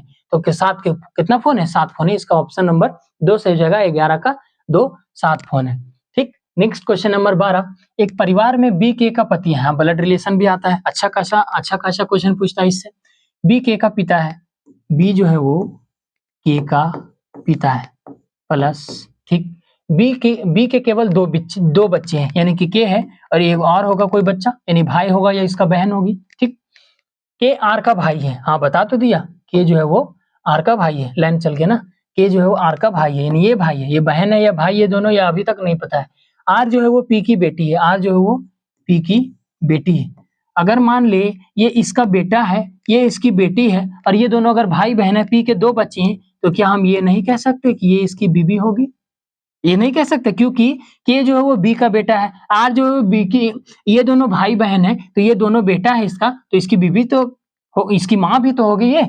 तो ये अगर ये इसकी माँ है, ये इसके पापा है, तो ये दोनों पति पत्नी होंगे, तो बी और पी पति पत्नी हो गए। ठीक, उसके बाद ए पी की पोती है, ए जो पी की पोती है, यानी कि इसके पोती किसको बोलते हैं, बेटी का बेटी, यानी कि ए जो है वो इसकी पोती है, यानी कि इसकी बेटी का बेटी है। ठीक, एस ए का पिता है, एस जो है वो ए का पिता है। अभी एस जो है वो ए का पिता है, यानी कि एस जो है वो ए का पिता है, यानी कि ये इसकी मम्मी होगी, है ना। अब पता चल गया कि ये दोनों ये इसकी बहन है, यार इसकी मम्मी है, और मम्मी के पति ये मम्मी के पति पापा, यानी कि एस जो है वो ए का पिता, एस जो है वो ए का पिता, इसकी मम्मी है, ये इसके पिता है, और ये मम्मी के मम्मी यानी कि नानी इसकी ये पोती है। तो एस के से किस प्रकार संबंधित है, एस जो है वो के से किस प्रकार संबंधित है, एस जो है वो के से, के का एस जो है वो कौन लगेगी, के का एस जो है वो कौन लगेगी, तो इसकी बहन, और बहन का पति कौन लगेगा, बहन का पति, आपके बहन का पति। अगर आप अगर इस तरह कंफ्यूजन होते हैं तो अपने आप को बैठा लीजिए, तो बहन का पति कौन लगेगा, यानी कि जीजा जी। आपके बहन का पति आपके कौन लगेगा, जीजा जी, और इसको इंग्लिश में ब्रदर इन लॉ बोलते हैं जीजा जी को। सौतेला भाई हो या चचेरा भाई हो या फिर जीजा जी हो, सबको ब्रदर इन लॉ। इंग्लिश बहुत ही कंफ्यूजन वाला है, जिसमें मामा को भी हमको अंकल करना पड़ता है, चाचा को भी अंकल करना पड़ता है, पापा की बहन बुआ को भी आंटी करना पड़ता है। तो इंग्लिश थोड़ा सा ये है, यानी कि इंग्लिश जो इसका ऑप्शन होगा तीसरा ब्रदर इन लॉ, यानी कि इसके बहन का पति जीजा जी, ब्रदर इन लॉ, यानी कि 12 का ऑप्शन नंबर 3 हो गया ब्रदर इन लॉ। ठीक, नेक्स्ट क्वेश्चन नंबर 13, सोलवर का ये कोड दिया हुआ है, तो मैरिज का क्या दिया होगा, मियाज MEAGRE का क्या दिया होगा। ठीक, नेक्स्ट क्वेश्चन कितना है, तो यहाँ पे देख सकते हैं एस से एस है, ठीक, एल से 12, यानी कि 12 से -6, 15 से 24, 15 से 24 यानी कि +9, ये तो कोई सीरीज नहीं बन रहा है। अब उल्टा देखते हैं, R 18 पर S 19 पर +1, 5 पर F 6 पर +1, W 23 पर X 24 पर +1, यानी कि हमको ये जाहिर से पता चल गया कि पीछे जो है वो +1 हो रहा है, पीछे से +1 हो रहा है, यानी कि उल्टा है +1 हो रहा है। तो उल्टा अगर हम भी प्लस करें तो 5 से +1 करेंगे 6, 6 में F, 18 से 1 19, 7 से 1 8, फिर 1 से 1 2, उसके बाद 5 से 1 6, उसके बाद 13 से 1 14, यानी कि हमारा +1 कोड करके बना क्या, FSHBFN, FSHBFN एक ही ऑप्शन में है कि ऑप्शन नंबर दूसरा FSHBFN यानी कि दूसरा ऑप्शन इसका करेक्ट होगा। ये कोडिंग डिकोडिंग का क्वेश्चन है। हर टाइप को आपको आरआरबी एनटीपीसी में दिखाई देने को पड़ेगा। 13 का आंसर हो जाएगा बी। Next question number 14। हाँ, ये दमदार क्वेश्चन है क्योंकि रेल अभी एसएससी जो है ना, ये अभी क्वेश्चन अभी तक नहीं पूछा। कल ये टाइम वाला क्वेश्चन है। इसका जल प्रतिबिंब है, दर्पण प्रतिबिंब दोनों है, यानी कि इसमें अभी मान भी है, कोण का मान। हाँ, ये न्यून कोण का मान कि कितना उसके बीच जो है वो डिग्री होगा। तो ये डिग्री वाला क्वेश्चन एसएससी अभी तक नहीं पूछता, केवल बैंकिंग में और आरबी रेलवे में पूछता है। ठीक, तो बोला है 6:43 में सुई, घंटे की सुई और मिनट की सुई के बीच का कोण कितना होगा? घंटे की सुई और मिनट के बीच का सुई कितना होगा? 6:43 में। तो हम पहले घड़ी आपको बना के दिखा देते हैं। ये है, यहाँ पे 6 होगा, 6 बज गया, और 43 मिनट है ना, 43 मिनट यानी कि यहाँ पे अगर 9 होगा तो 9 × 5 = 45 मिनट, और 45 से हल्का सा कम होगा ये, यानी कि इसके नीचे होगा 43 लिख दे रहे हैं यहाँ पे मिनट, यानी कि इस तरह रहा होगा कुछ, है ना। और सेकंड कहीं भी चल रहा होगा 6:45। ये 6 से भी आगे होगा हल्का सा, क्योंकि 7 बजने वाला है, 6:45, तो 6 से हल्का सा आगे होगा। ये घड़ी का कुछ दृश्य है, यहाँ पे 12 होगा और यहाँ पे 3 होगा। ठीक, 6:43 हो गया। इसका अगर कोई भी बीच का कोण निकालना हो ना, तो इसका एक ट्रिक होता है। क्या ट्रिक होता है? 11/2 मिनट, मिनट को m लिखते हैं, minus h into 30 into h। 30 into h मतलब आवर, m मतलब होता है ये मिनट। इसको आप नोट कर लीजिएगा, ये आपको एग्जाम में शॉर्ट कराने में मदद करेगा। आप भी जानते हैं कि 1 मिनट 1 से लेकर 2 यानी कि 5 मिनट में 5 डिग्री, मतलब अगर यहाँ पे 1 है, यहाँ पे 2 है, तो दोनों के बीच 5 डिग्री का कोण बनता है। वो आप भी जानते हैं कि कितना है, उसको 5 से इंटू कर देंगे तो बन जाएगा। लेकिन अगर वो एग्जाम में भूल जाएंगे तो ये गड़बड़ा जाएगा, और ये जो है वो सटीक, मतलब कोई भी क्वेश्चन ऐसा नहीं है जो ये नहीं बनेगा। तो इसको आप नोट कर सकते हैं। m मतलब मिनट और h मतलब घंटा। एक मिनट को 11/2 से गुना करना है और घंटा को 30 से गुना करना है, दोनों को घटा देना है, वो आपका आंसर निकल के आ जाएगा कि उतना बज के उतना मिनट में कितना डिग्री का कोण बना हुआ है। तो 6:43, अगर 6:43 है तो 6 जो है वो घंटा होगा और 43 जो है वो मिनट होगा। 6 बजा यानी कि 6 घंटा होगा, मिनट कितना होगा? 43। तो 11/2 गुना 43 माइनस 30 इंटू h कितना बजा है? 6 बजा है। ठीक, तो 11/2 इसको अगर गुना करते हैं तो 33 3 11 चौक 44 3 47 473/2 माइनस 6 3 18 180। इसको करके आप टोटल अगर इसको करके घटाइएगा, इसको भागा देकर इसमें घटाइएगा तो आपका आ जाएगा 56.5 डिग्री, यानी कि 56.5 डिग्री आ जाएगा इसका, यानी कि ऑप्शन नंबर इसका तीसरा सही होगा, 56 डिग्री। ठीक, 56 डिग्री का कोण बनेगा, 56.5 डिग्री का कोण बनेगा। ये आप ये लॉजिक अगर रट गए तो आपका समझिए कि ये कोण वाला, डिग्री वाला जो कोण है, कितने डिग्री का कोण बनता है, वो आपका निश्चित तौर पे बन जाएगा और आपके एग्जाम में आने वाला है ऐसा प्रश्न। ठीक, आगे देखते हैं क्वेश्चन नंबर 15। ये सीरीज एक दिया हुआ है आपके लिए, क्वेश्चन मार्क की जगह कौन सा नंबर आएगा। ठीक है, चलिए देखते हैं। 7 से 22, 22 से 52, 52 से 112, 112 से 232 और 232 के बाद क्या आएगा? ये आपका ऑप्शन है। ठीक, तो 7 से 22 यानी कि 7 × 21 और 1 22, उसके बाद अगर 3 गुना करें 22 × 66, तो इससे कहीं ज्यादा चल जाता है, ये खत्म। अब दुगुना करते हैं, 7 दूनी 14, 14 में अगर 8 जोड़ते हैं तो 22। ठीक, और सीरीज, ये सीरीज हुआ। अगर सब में फॉलो करता है तो ये हमारा आंसर जो है बन जाएगा, यानी कि 7 दूनी 14 प्लस 8, 14 और 8 22। उसके बाद 22 दूनी 44, 44 प्लस 8, 44 और 8 52। उसके बाद 52 दूनी 104, 104 और 8 112। हाँ, यहाँ तक सीरीज अच्छा जा रहा है, यानी कि अब पकड़ में आ गया है। 112 दूना 224 और प्लस 8 यानी कि 232, तब गुना 2 और प्लस 8 होगा, गुना 2 और प्लस 8 यानी कि 232 दूनी 464 और प्लस 8 जोड़ देंगे इसमें, तो क्या हो जाएगा ये सीरीज? तो 8 × 4 12 यानी कि 472। इसका आंसर क्या हो जाएगा? 472। 232 के बाद कौन सा आएगा? 472, जो कि ऑप्शन में हमारा चौथा नंबर में है, ऑप्शन में 432। ये आपका एक सीरीज है। लॉजिक क्या बना कि गुना 2 प्लस 8 गुना 2 प्लस 8 गुना 2 प्लस 8। ठीक, नेक्स्ट क्वेश्चन नंबर 16। ये कथन और निष्कर्ष संबंधित दिया गया है। ये अनुपात जो इससे संबंधित है तो इससे कौन सा संबंधित होगा? हृदय का कार्डियोलॉजी दिया हुआ है ना, हृदय का कार्डियोलॉजी दिया हुआ है, तो भूकंप का क्या होगा? जो कार्डियोलॉजी के बारे में हम जब अध्ययन करते हैं, पढ़ते हैं, तो हृदय के बारे में, दिल के बारे में पढ़ते हैं, उसे कार्डियोलॉजी करते हैं। तो भूकंप के बारे में जो अध्ययन करते हैं, उसमें कौन-सा होगा, किस नाम से उसको अध्ययन करते हैं? उसमें पेडोलॉजी, पैथोलॉजी, सेलेनोलॉजी, ग्राफी कुछ नहीं होगा, इसमें तो एक ही मात्र ऑप्शन होगा सिस्मोलॉजी, यानी कि हम भूकंप के बारे में अगर नापते हैं, उसको मापते हैं, तो उसका किससे मापते हैं? वो तो पीएच स्केल से नापते हैं, लेकिन इसमें अध्ययन किससे करते हैं? सिस्मोलॉजी से भूकंप का अध्ययन करते हैं, ठीक? तो हृदय जो है कार्डियोलॉजी से संबंधित है, उसी तरह भूकंप जो है वो सिस्मोलॉजी से संबंधित है। नेक्स्ट क्वेश्चन नंबर 17, कथन और निष्कर्ष दिए गए। हम शुरू में ही बोले थे कि कथन निष्कर्ष से आरआरबी में बहुत ज्यादा पूछता है, ठीक? इसलिए हम आपके लिए भी लेकर आए। कथन क्या कहता है कि इस वर्ष बजट अनुभाग में, बजट मान लीजिए आप 2025 में बजट अनुभाग में यात्रा बीमा के लिए किसी भी निधि का आवंटन नहीं किया गया है। यात्रा बीमा के लिए जो यात्रा इधर उधर जाते हैं या फिर टोल टैक्स वगैरह कुछ, यात्रा बीमा के लिए कोई भी निधि आवंटन नहीं किया गया, यानी कोई भी पैसा मतलब पैसा नहीं दिया गया, आवंटन नहीं किया गया है। तो धारणाएं क्या कहती है कि यात्रा बीमा के लिए निधि की आवश्यकता होती है? यात्रा बीमा के लिए निधि की आवश्यकता होती है, हाँ होती है, लेकिन वो भले इस वर्ष बोला है, इस वर्ष बोला नहीं होती है, लेकिन होती है वास्तविकता में। आखिर बिना निधि के कैसे चलेगा यात्रा? कहीं ना कहीं तो हमारा पैसा ही से जुड़ा हुआ है यार। तो फिर हम टोल टैक्स देते हैं, या तो पेट्रोल भराते तो उसमें जीएसटी देते हैं। तो कहीं ना कहीं हमारा यात्रा बीमा के लिए निधि का आवंटन है, जरूरी है, लेकिन वो बोला केवल इस वर्ष। यहाँ पे कथन में आपको साफ साफ बोला है कि इस वर्ष निधि का आवंटन नहीं है, बाकी हर वर्ष तो होता ही होगा। लेकिन इसमें अपना से दिमाग नहीं लगाना है। कुल मिला के जो आपका कथन निष्कर्ष पूछता है ना, उसमें अपने से दिमाग नहीं लगाना है, जो उससे बोलता है उसी से छांटना है। तो इस वर्ष जो ये पहला सही हो गया। दूसरा, कई और अन्य क्षेत्र हैं जिन्हें अधिक वित्तीय सहायता की आवश्यकता होती है। हाँ, बजट अनुभाग में यात्रा बीमा थोड़ी नहीं है, कोई और क्षेत्र होगा जिसे अधिक बीमा की आवश्यकता होती होगी, अधिक निधि की आवश्यकता होती होगी। तो ये भी सही है ना? कहीं ना कहीं ये भी सही है कि अन्य क्षेत्र हैं जिन्हें अधिक वित्तीय सहायता की आवश्यकता होती है। इसमें भले इस मैच नहीं कर रहा हो, लेकिन होती है इसमें, ठीक? तो ये धारणाएं कथन में क्या पहला और दूसरा दोनों सही है?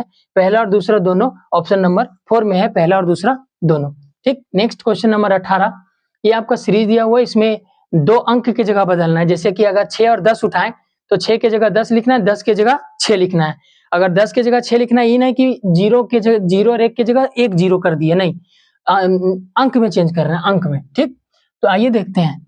अगर हम पहला ऑप्शन उठाते हैं तो 6 की जगह 10 रखेंगे, तो 7 इंटू 10 की जगह 6 रखेंगे, भागा फिर 6 की जगह 10 रखेंगे। तो ये जाहिर देखिए 6 जो है वो 10 से भागा नहीं जाएगा, लेकिन हमारा ऑप्शन जो है वो पहला गलत होता है।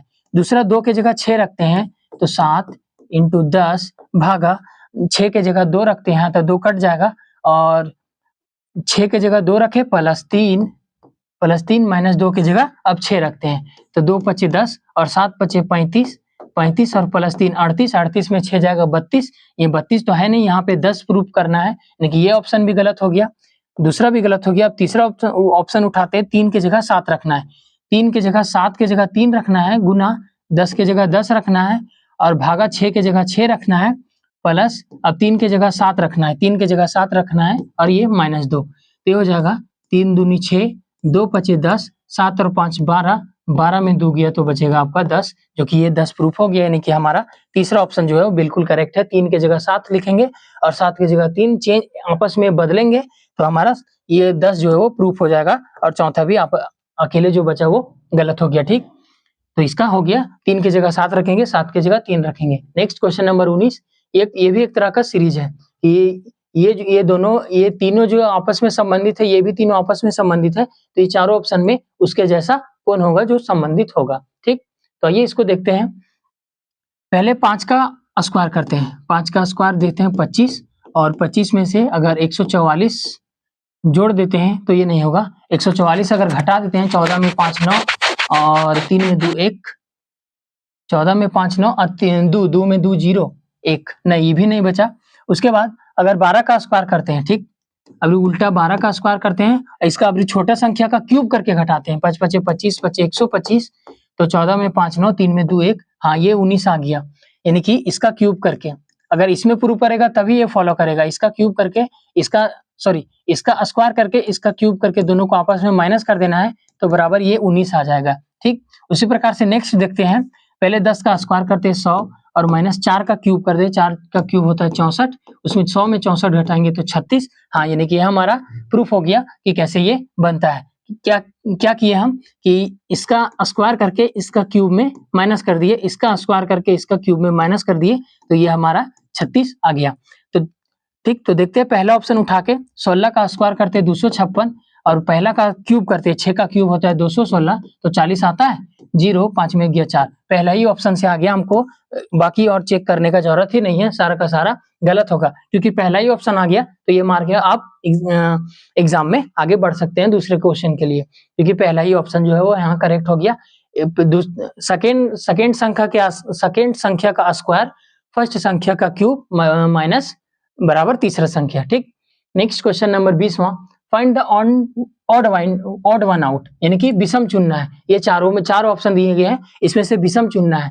पहला स्ट्रेस, तनाव, ये भी शरीर से, फटिग यानी कि थकान, ये भी शरीर से थकावट होती है, तनाव होता है, स्ट्रेस होता है मतलब मन उदास लगता है।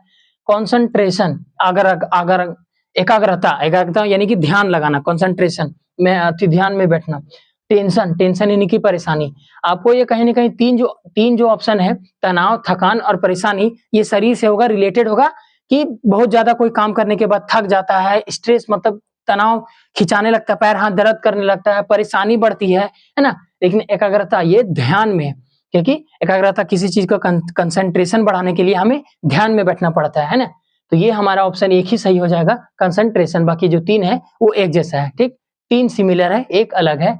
ठीक, तो 20 का आंसर हो गया सी।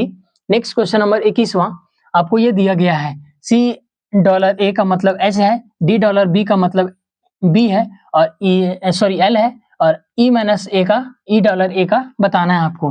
तो C आता है 3 में, एक आता है 1 में, 3 में 1 गया 2, तो 2 से ये 8 तो बनेगा नहीं। ठीक, अगर 3 में -1 करते हैं 2 और 2 का क्यूब करते हैं तो ये 8 में आ जाएगा H, है ना।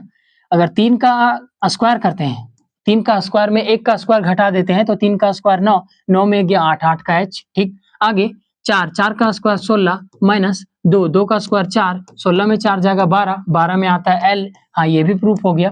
तो इसका सीरीज क्या बना कि पहला का स्क्वायर माइनस दूसरा का स्क्वायर, ये पहले भी एक सीरीज अभी बन चुका है पीछे ही क्वेश्चन में। इसका सीरीज क्या कौन सा बना कि इसका स्क्वायर माइनस इसका स्क्वायर, तो 3 का स्क्वायर माइनस 1 का स्क्वायर बराबर 8 यानी कि H। उसके बाद 4 का स्क्वायर माइनस 2 का स्क्वायर बराबर 12 यानी कि L।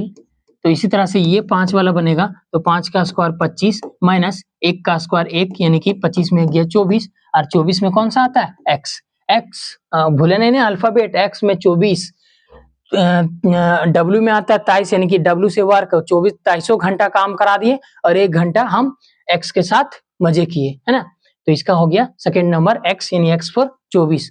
आपकी X जो है आपके साथ 24 घंटा रहती है X, तो 25 में गया 24। ठीक, 21 का आंसर हो गया B। नेक्स्ट क्वेश्चन नंबर 22वां, एक निश्चित तर्क के अनुसार जो 5 जो है वो 81 से संबंधित है, उसी प्रकार 2 जो है वो 9 से संबंधित है, तो अगला 6 जो है वो किससे संबंधित होगा। ठीक, ये भी सीरीज का क्वेश्चन है। एक सीरीज आता है इस टाइप का, है ना, एक सीरीज आता है वो जो अंक में भी बताया इस टाइप का, हर एक टाइप का अलग अलग सीरीज आता है। तो 5 से 81 कैसे संबंधित है, अगर हम 5 में 4 जोड़ते हैं तब आता है 9, और 9 का स्क्वायर करते हैं तो आता है 81। उसी प्रकार से अगर 2 में 4 जोड़ दिए तो आ जाएगा 6, और 6 का स्क्वायर 36 होता है, तो 2 से 9 तो भी बनेगा नहीं। ठीक, तो ये बना कैसे, आइए इसमें देखते हैं। 5 में से 4 जोड़ा क्यों, 5 में से 1 घटाया पहले। ठीक, 5 में से पहली संख्या में से 1 घटाया और वो जितना निकला वो 4, और वो दोनों को ऐड करके स्क्वायर किया। आपको नहीं समझ में आया, फिर से देखिए। 5 है, 5 में 4 जोड़ा, 4 किस लिए जोड़ा कि 5 में 1 घटा के। ठीक, उसी प्रकार 2 में है, और 2 में 1 घटाएंगे बचेगा 1, और वो 1 जो है इसमें जोड़ेंगे तो आएगा 3, और 3 का स्क्वायर करेंगे तो आएगा 9, यानी कि ये 9 प्रूफ हो गया। कैसे किया, तो 5 प्लस 4 कहाँ से किया, तो 5 में से 1 घटाकर, फिर 2 में 1 घटाकर इसमें जोड़ दिया +3, और 3 का स्क्वायर 9। उसी प्रकार अगर 6 से देखेंगे तो 6 और 6 में 1 घटा के इसमें जोड़ेंगे, 6 में 1 जोड़ेंगे तो 5, 6 और 5 11 होता है, और 11 का स्क्वायर आप सभी जानते हैं कितना होता है 121, यानी कि 121 इसका पहला आंसर हो जाएगा 121। 22वां का पहला आंसर हो जाएगा 121 यानी 121। 6 में घटाया 5 और 5 ऐड किया तो 121, 11 का स्क्वायर। ठीक, नेक्स्ट क्वेश्चन नंबर 23वां, हाँ फिर से कथन निष्कर्ष आ गया, कुछ बीच में इजी है, फिर से कथन निष्कर्ष है, कुछ बीच में अच्छी है, मतलब सारा क्वेश्चन इसी प्रकार है, ठीक। तो ये अब नेक्स्ट 23वां नंबर कथन क्या कहता है कि उत्तर से तेज हवा चल रही है, उत्तर दिशा लिखना चाहिए यहाँ, कोई बात नहीं। उत्तर से तेज हवा चल रही है, तूफान को हम तक पहुंचने से पहले हमें एक द्वीप पर पहुंचना होगा। तो उत्तर की ओर से, उत्तर दिशा की ओर से, ऊपर से ये साइड से उत्तर दिशा की ओर से तेज हवा चल रही है, तूफान आने वाला है। तो तूफान को हम तक पहुंचने से पहले हमें एक द्वीप पर पहुंचना चाहिए। और ऐसा कौन कहता है? तो एक कप्तान अपने दल से कहता है। एक नाव में जो एक कप्तान है वो अपने टीमों से कहता है कि उत्तर से तेज हवा चल रही है, इससे पहले कि तूफान आ जाए हमें एक द्वीप पर सुरक्षित पहुंचना चाहिए। तो निष्कर्ष क्या कहता है कि तूफान के दौरान नौकायान खतरनाक होता है। खतरनाक होता है तभी तो वो अपने दल से कह रहा है कि तू खतरनाक होता है, तेज हवा चल रही है और तेज हवा हमारे लिए हानिकारक हो जाती है, हमें जान ले डूब सकते हैं हम। तो इसी अगर तूफान को हमसे आने से पहले हमें सुरक्षित द्वीप पर पहुंचना होगा, यानी कि इसका तो ये सही मीनिंग बैठता है कि तूफान के दौरान नौकायान जो है खतरनाक है, यानी तूफान खतरनाक है। तो ये पहला ऑप्शन जो है बिल्कुल सही हुआ, निष्कर्ष पहला। दूसरा, जहाज के पास कहीं एक द्वीप है, जहाज के पास कहीं एक द्वीप है, माना कि द्वीप है ही नहीं, तो जहाज के पास कहीं एक द्वीप है, अगर द्वीप है तभी तो बोल रहा है कि हमें एक द्वीप पर पहुंचना होगा, हमें एक द्वीप पर पहुंचना होगा, उस द्वीप पर। और कहीं एक द्वीप है मतलब दूर दूर, अगर कैप्टन अपने लीडर से कह रहा है कि तूफान आने से पहले उत्तर की दिशा की ओर हवा चल रही है, तूफान आ रहा है, ठीक, तूफान आ रहा है, तो हमें तूफान से लड़ने के लिए जब तक तूफान नहीं पहुंचे हमें एक द्वीप पर पहुंचना होगा। यानी कि कैप्टन को, लीडर को पता है कि हमारे यहाँ द्वीप है, भले दूर में है, तो तभी तो लीडर से कह रहा है दूर में है लेकिन द्वीप है। यानी कि ये भी ऑप्शन जो है दूसरा सही होगा कि जहाज के पास कहीं एक द्वीप है और कैप्टन जो है हमसे कहना चाह रहा है कि द्वीप कहीं है, उस द्वीप पर हमें जल्दी से पहुंचना होगा, तब हमारी जान सुरक्षित बचेगी। तो इसमें पहला और दूसरा दोनों सही होगा, इसमें डी नंबर होगा, 1 और 2 दोनों सही होगा, ठीक। निष्कर्ष 1, तूफान के दौरान खतरनाक होती है, इसलिए हमको द्वीप पर पहुंचना होगा, हमारे पास कहीं एक द्वीप है तो वहां पे हमें जल्दी पहुंचना होगा और अपना जान सुरक्षित रखना होगा। नेक्स्ट क्वेश्चन नंबर 24वां, एक और कथन निष्कर्ष है, ठीक, ये धमाकेदार कथन निष्कर्ष है। कथन क्या कहता है कि कृपया हमें अहिंसा का उपदेश ना दें, कृपया हमें अहिंसा और अहिंसावादी, हिंसा यानी कि जो मार काट पर उतर आता है, एक थप्पड़ के बदले दूसरा थप्पड़ भी मार देता है वो, और अहिंसा मतलब महात्मा गांधी एग्जाम्पल के लिए, ठीक। तो कृपया हमें अहिंसा का उपदेश ना दें। उन्होंने अपनी पत्नी का बलात्कार नहीं किया, उन्होंने अपने बेटे की हत्या नहीं की।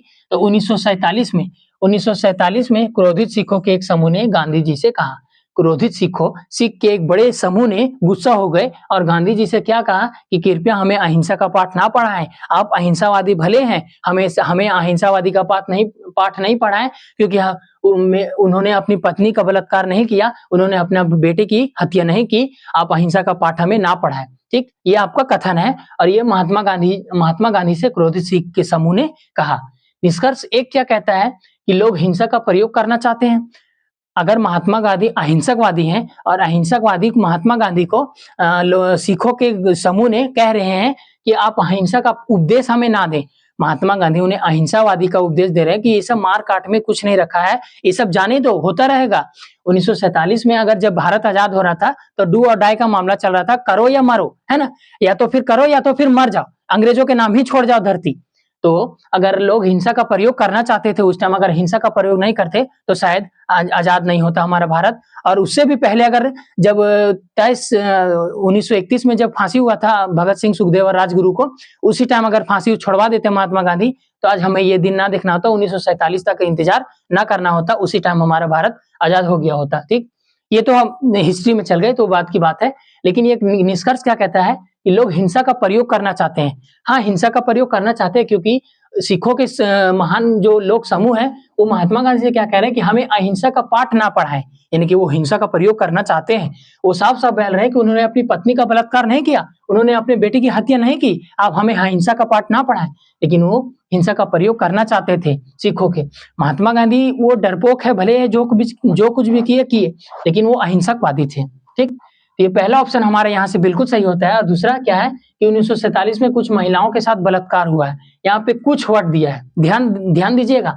1947 में कुछ महिलाओं के साथ बलात्कार हुआ है और यहाँ पे बोल रहा है कि उन्होंने अपनी पत्नी का बलात्कार नहीं किया, उन्होंने अपने बेटे की हत्या नहीं की। यानी कि यहाँ पे साफ-साफ जाहिर होता है कि 1947 में बहुत सारे पत्नियों का बलात्कार हुआ, बहुत सारे बेटे की हत्या हुई, मतलब बहुत सारे नौजवान मर गए, बूढ़े मर गए, शहीद हो गए। तो कुछ उस महिलाओं के साथ बलात्कार नहीं हुआ, कुछ महिलाओं के साथ बलात्कार हुआ, कुछ महिलाओं के साथ बलात्कार हुआ, तभी तो वो गुस्सा से महात्मा गांधी के पास गए और बोल रहे कि उन्होंने अपने बेटे की हत्या नहीं की, किसी और ने, अंग्रेजों ने कुचल डाला इन्हें, है ना, अंग्रेजों ने इन्हें कुचल डाला। तो ये भी हमारा निष्कर्ष जो दूसरा वो सही होता है कि 1947 में कुछ महिलाओं के साथ बलात्कार हुआ है, लेकिन वो जो है अहिंसकवादी, उन्होंने अपने बेटे की हत्या नहीं की है, उन्होंने अपने पत्नी का बलात्कार नहीं किया, किसी और ने मार के चले गए, वो भाग गए, भगोड़े थे। ठीक, तो ये हमारा इस कथन से पहला और दूसरा दोनों निष्कर्ष साफ-साफ जाहिर होता है। इसका भी पहला और दूसरा दोनों सही होगा, इसका भी डी ऑप्शन होगा, पहला और दूसरा दोनों सही। कथन और निष्कर्ष आरआरबी में बहुत इंपॉर्टेंट होता है। एकदम पूरा यहाँ पे छोटा लग रहा है ना, एग्जाम में पूरा बड़ा-बड़ा आएगा, स्क्रीन भर जाएगा कंप्यूटर का। ठीक, तो 24 का आंसर हो जाएगा डी नंबर, 1 और 2 दोनों निष्कर्ष करते हैं। नेक्स्ट क्वेश्चन नंबर 25वां, ये आपका ये मिरर इमेज दिया हुआ है, मिरर इमेज यानी कि इसका अपोजिट, यहाँ पे शीशा लगा हुआ है और इसका अपोजिट, इसको जैसे इधर पलटेंगे तो कौन सा ये वर्ड आएगा। सबसे पहले अगर दो ऐसे हैं और इसको पलटेंगे तो ये कहीं ना कहीं हमको ऐसे दिखाई देगा, और ऐसे देखिए अब इसका सब ऑप्शन में है, अब ऑप्शन काट नहीं सकते, आपको बनाना ही होगा। एच अगर मान ले ऐसे है और ये डंटी को अगर उधर पलट भी दिए तो ये ऐसे होगा, यानी कि दोनों तो सेम लिखाएगा, यानी कि एच को पलटने या ना पलटने से कोई फर्क नहीं पड़ेगा, एच वैसा के वैसा का वैसा ही रहेगा। उसके बाद के है, और के को अगर मान लेते के का मुंह इधर है और इसको पलटेंगे तो के का मुंह इधर आ जाएगा, ये ऋषि वाला ऋषि लिखा गया ना, तो के इधर पलट जाएगा, यानी कि के हो जाएगा इधर। ऐसा अगर ऑप्शन में देखें हम तो के एच टी है, गलत।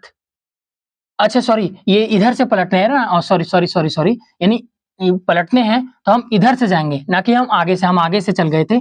तो दो इस तरह से पलटा, एच इस तरह से पलटा, अब टी की बारी है, तो टी अगर टी ये है, इसको उधर पलटना है, शीशा से उल्टा देखना है।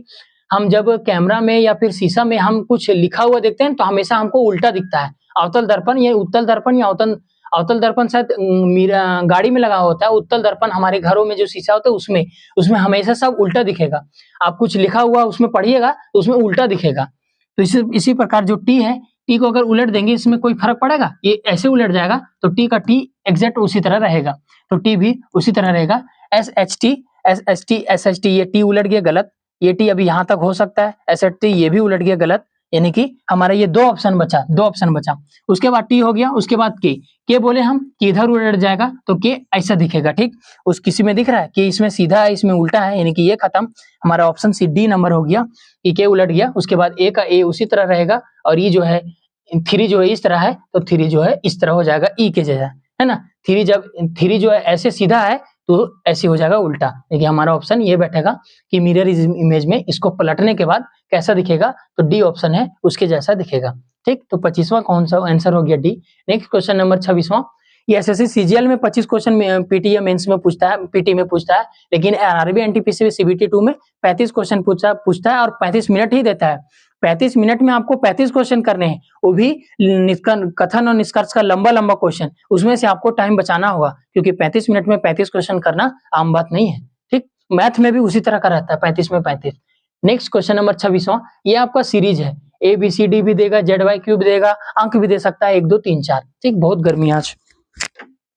इसमें से जेड, डबल जेड, यहाँ देख सकते हैं हम एक ही वर्ड पकड़ेंगे जो कि 2 बार रिपीट हुआ है, double Z double Z double Z double Z और डबल जेड, तो हमारा यानी ऑप्शन में भी होगा डबल जेड है, डबल जेड है, डबल जेड है, डबल जेड है, सब में है। ठीक, आगे इसमें लॉजिक क्या लगा, यहाँ पे फर्स्ट में डबल जेड है, यहाँ पे 1 अंक छोड़ के डबल जेड है, यहाँ पे 2 अंक छोड़ के डबल जेड है, तो अगला 3 अंक छोड़ के डबल जेड होगा, तो अगला 4 अंक छोड़ के डबल जेड होगा, तो अगला में हमारा 5 अंक छूटेगा। यहाँ पे 4 अंक छूटा तो अगला में 5 अंक छूटेगा, और 5 अंक वो कौन सा छूटेगा, तो ये 4 तो 4 ही होगा, पी क्यू 4 अंक हो गया, और 4 अंक के बाद अगला एक और अंक होगा, कौन सा, तो पी क्यू देखते हैं, पीओ गलत, पीओ लिखल है, पी क्यू ये हो सकता है, ये जेड तो शुरू में ही गलत, ये पी जेड तो शुरू में है जेड, यानी कि हमें 5 अंक चाहिए, यहाँ पे एक और अंक चाहिए 5 अंक, तो ये पे 5 अंक के बाद डबल जेड है, 2 और 2 4 अंक के बाद जेड, यानी कि ये गलत। हमारा सीधा सीधी ऑप्शन जो है पहला सही होता है कि पीओ नहीं होगा, ये पीक्यू होगा, ये टाइपिंग एरर हो गया है, ये पीक्यू हो गया, उसके बाद फिर से पी होगा पी, और ये 2 और 2 4 ये 5 वर्ड हो गया, यानी कि डबल जेड फिर लास्ट में आएगा। और टोटल कितने लेटर है, 2 2 4 2 6 2 8, तो ये 2 2 4 2 1 5 के बाद डबल जेड, ये डबल जेड, उसके बाद फिर से आ जाएगा पी, है ना, फिर से आ जाएगा पी, यानी कि 4 अक्षर के बाद हमें डबल जेड, तो अगला 5 अक्षर के बाद डबल जेड, तो पी क्यू 5 अक्षर के बाद डबल जेड मिलेगा। ये आपको सीरीज देखने को मिलता है।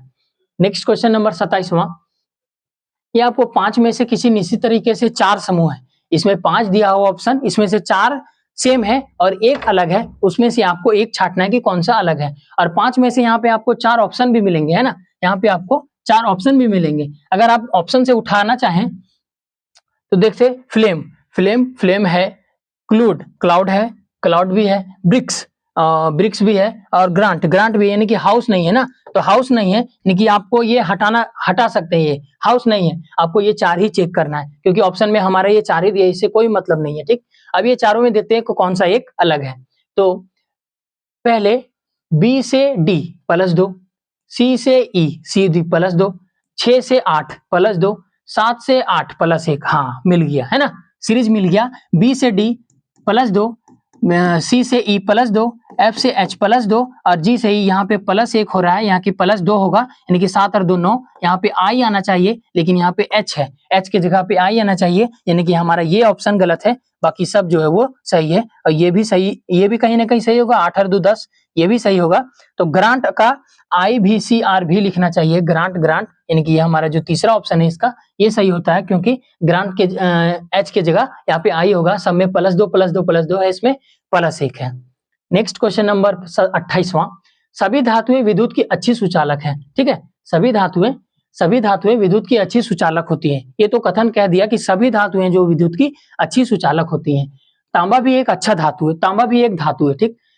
यहाँ पे बोला, अगर कुछ बोलता ना तो यहाँ पे गड़बड़ हो जाता है, लेकिन यहाँ पे सभी बोला है, सभी धातुएं विद्युत की अच्छी सुचालक होती हैं, और तांबा भी एक धातु है, तो इससे क्या निष्कर्ष निकाला जाता है कि तांबा सुचालक नहीं है, गलत। यहाँ पे सुचालक तो बोला है, अच्छी सुचालक बोला है, तांबा एक केवल धातु है ना, तांबा विद्युत की अच्छी सुचालक है, तो एक धातु तो यहाँ पे बोला, तांबा भी एक धातु है, लेकिन वो अच्छी सुचालक भी हो सकता है। तीसरा, तांबा भी एक खराब सुचालक है, ये भी गलत। और जब हमारा 3 ऑप्शन कट जाए तो चौथा को बिना चेक किए हुए, बिना संदेह किए हुए, बिना डाउट करते हुए मार के निकल जाते, चाहे तुक्का बोले यानी कि 3 ऑप्शन जब हमारा कट गया तो चौथा क्यों चेक करे।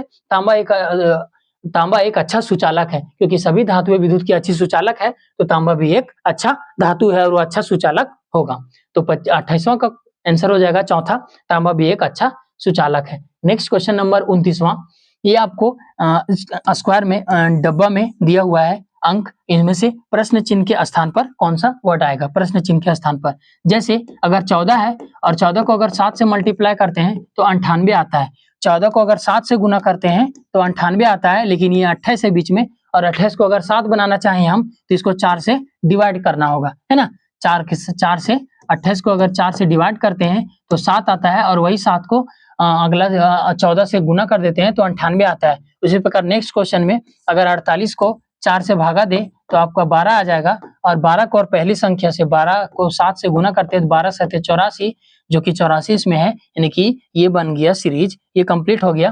कहने का मतलब इसको 4 से डिवाइड करके इसको आपस में गुना करते हैं, इसको 4 से डिवाइड करके इसको आपस में गुना करते हैं, तो इसको 4 से डिवाइड करेंगे, अगर 60 को 4 से डिवाइड करेंगे तो आएगा 15, और 15 को कौन सा संख्या से गुना करेंगे कि 60 आएगा, क्योंकि यहाँ पे दोनों 60 है ना, तो 15 को कौन से संख्या से गुना करेंगे कि 60 आएगा, तो 15 चौके 60, 15 चौके 60, यानी कि इसका यहाँ पे 4 होना जरूरी है, क्योंकि इसको 4 से भागा देंगे 15, और 15 को फिर 4 से गुना करेंगे, 15 चौका 60, ये आपका सीरीज बन गया। इसको बीच वाले को 4 से भागा देना है, पहले से कंप्लीट करना है, पहले से गुना करना है, 14 सती 98, 4 से 12, 12 सती 84, और 4 से 15, 15 चौके 60, यानी कि यहाँ पे 4 बैठेगा, पहला ऑप्शन इसका करेक्ट होगा।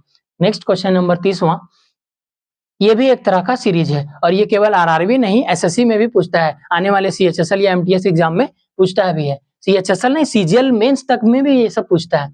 ये यहाँ पे हैज का कोड क्या होगा और यहाँ पे प्रतिशत का कोड क्या होगा, यानी कि यहाँ पे कौन सा अंक बैठा है जो इससे संबंधित है और यहाँ पे कौन सा अंक बैठा है जो इससे संबंधित है। आगे चलिए हम बैठाते हैं।